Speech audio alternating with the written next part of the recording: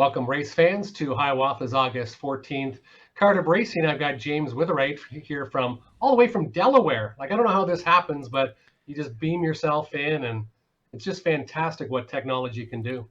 You gotta love modern technology, and it's great being part of the Hiawatha product again after 12 years since I was fortunate enough to step in for you and call a card at the old Adrenaline Festival, if you recall, and happy to happy to get the band back together, as the saying goes.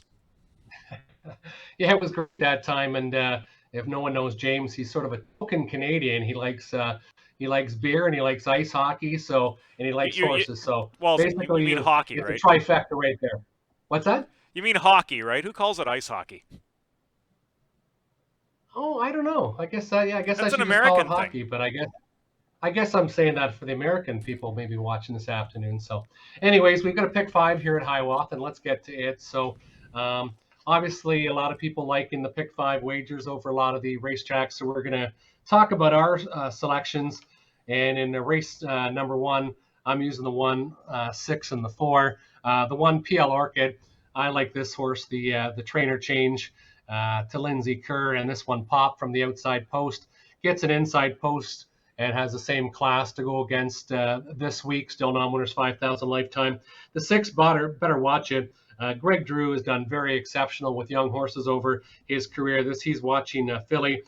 Shows a mile and 59 and 2 in the qualifier. Dresden has had some troubles with some braking, but was just fantastic in the most recent one. This one's going to be the value in there. And I like the four St. Lads Espresso. Tried Woodbine in the most recent. He has done well at the on the board. So I like 164 in my pick five this afternoon.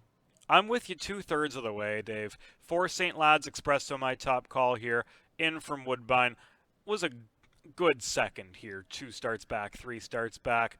I liked the pressing and stalking bids. I liked seeing her circle off cover two back into the lead, ultimately just get nabbed at the line. But those efforts, I think, set up for potentially a really big race here. Likewise, one PL Orchid, solid winner last time out.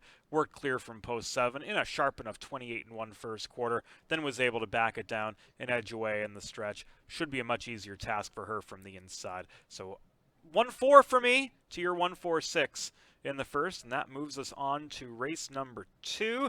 There's a look at our selections on the bottom. Trotters to square off. Non-winners $3,000 lifetime. And Dave, we're agreed on our top selection, one Mass Abracadabra.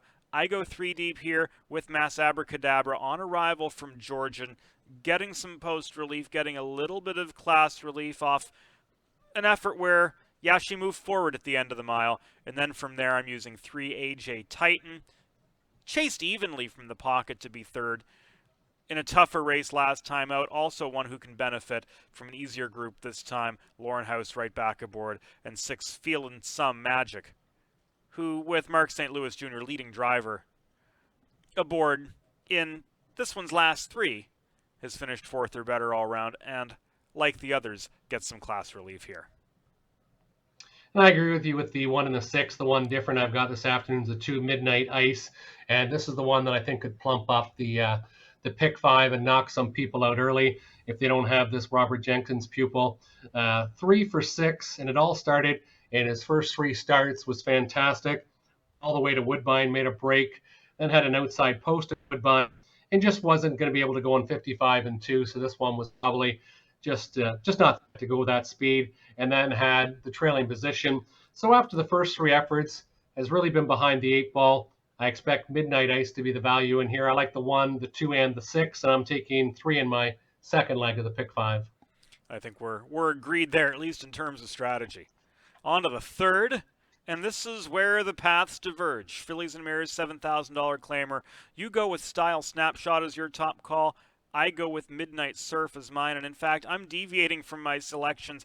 I did not use 2 ER Ronda in my top 3 selections, but I think the potential for her to sneak in and win the race, given what we've seen from her, she's just too dangerous to leave off the pick 5 ticket, even though I don't think we'll see value from her in the third race as an independent entity. So I'm 6, 3, and 2 in the, or I should say 236 in the pick 5, but 6 Midnight Surf is my banker, looking for back-to-back wins after circling from the back of the pack last time out to win going away at Grand River.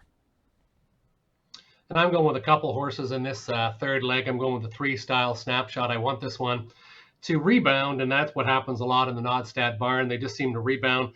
2 starts ago, 1 in 56 and 1. And ER Rhonda has just been fantastic the last couple miles, pacing at Georgian and at Sarnia. Very, very, very competitive. The $7,000 claiming level obviously wasn't ready to go with the 12,000 claimers at Woodbine Mohawk Park. So I'm going to put 2 selections in my third leg of the pick 5. I like the 2 and the 3.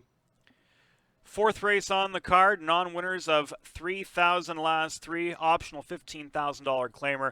I go with 2 Champagne Phil and 6 Shadowtail as my selections here. Champagne Phil, a preferred 3 winner at Clinton, 2 starts back. Gapped the pocket at Grand River more recently after working from the back row to secure that spot. Looking for a bounce back effort on the step down for trainer driver Ken Oliver. 6 Shadowtail, looking to make it back-to-back wins for St. Louis and Neustadt. 2-move effort last time out, did brush to the lead in a 32 and 4 second quarter, so can't give too much credit to that first move, but the second move in a 27 and 4 sprint home, certainly worth 3 to 1. I go with 2, 6 in the fourth, and Dave, you add a couple others to the mix. Yeah, I went with 4 in here because I think this is one of the tightest races on the afternoon. It's our top class and on winners 3,000. Last 3 optional $15,000 claimers. Obviously, Shadowtail, 2 seconds and a first. Can't leave that one out. Then the 4 Layla Blue, just a classy mare, made $56,000 almost last year. The 2 Champagne Phil, inside post, coming from the preferred 3 at Grand River. The one I really like, and I've always liked, is the 3, the Lone Ranger. And this horse has made over $200,000 lifetime.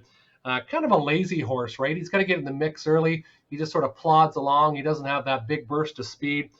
Drew Neal has steered him a couple times in his career. If you look back 5 starts ago, second by a neck in a class just below this one. Here's a horse that could do very well, and he's going to present the value. That's why I went with 2, 3, 4, and 6 in the fourth leg of my pick 5. We wrap it up with another condition event. Non-winners $12,000 lifetime. Fillies and Mares $20,000. And this race, Dave, as we'll probably talk about a little bit later on, is one of the more wide open races on today's card. So I've spread 5 deep to cap my pick 5 ticket here.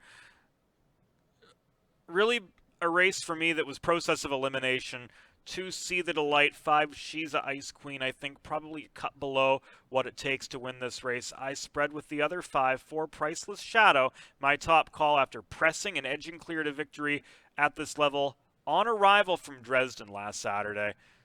Honorable mention as well to 7 Better's Hope, a winner, 2 starts back, 3 starts back, looking to, as you just mentioned, rebound for Neustadt and St. Louis, and then also using 1 Elroy Shiner, 3 Made the Shine, and 6 Tearing Up the Credit here in race number 5. I'm 1, 3, 4, 6, 7. What say you? And I'm just going with a couple horses. I'm going with the 3 Made to Shine. This 5-year-old horse, he's going against 4 mares in the field and a 4 and a 3-year-old gelding. This horse has just been fantastic the last 3 starts. And what I like is the last mile, he was almost off a complete month. He paced a couple big miles, must have been sick. So to rebound and be second in 56 and 1, and tearing up the credit, obviously that 53 mile, a couple starts back at Georgian, 3 starts to be exact, and 53 flat. This horse has just got ultra speed, like the 3 and the 6. I want to go in with a couple selections in my pick 5. Good luck with your pick 5 selections. We'll have our pick 5s on the board here shortly for you to look at.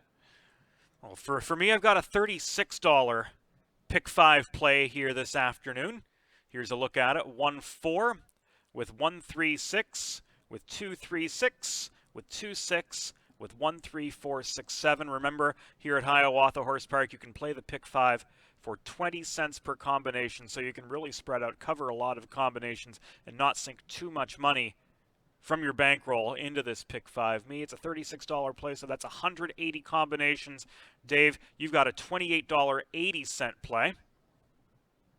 Yeah, I didn't need quite as many picks as you had to hit it this afternoon, so It's almost like our money's not worth as much as yours there, James. So I didn't have as much to spend there. So, anyways, I like the 1, 4, 6.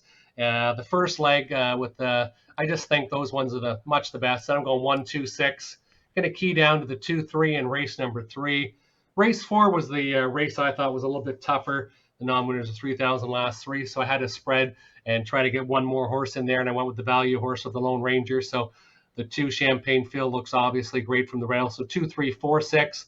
And then in the last race, I like the 3, 6. So again, race 1, 4, 6. Race 2, 1, 6. Race 3, 2, and 3. Race 4, 2, 3, 4, 6. And race 5, I like the 3. You can go as low as 20 cents on this wager at either a race at the racetrack here at Hiawatha or else on hpibet.com. Good luck with your selections for the pick 5 here at Hiawatha.